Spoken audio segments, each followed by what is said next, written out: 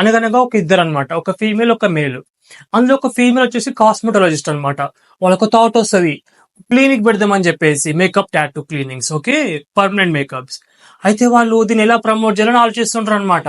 Sudden గా ఒకరికి ఒక ఐడియా వస్తది. అరే నాకు తెలిసిన చీడ పురుగులు ఉన్నారే ఫ్రెండ్స్ చాలా మంది, వాళ్ళని పిలిచి మీటింగ్ పెడదామంటది. ఆ చీడ పురుగులతో మీటింగ్ పెడతారనమాట.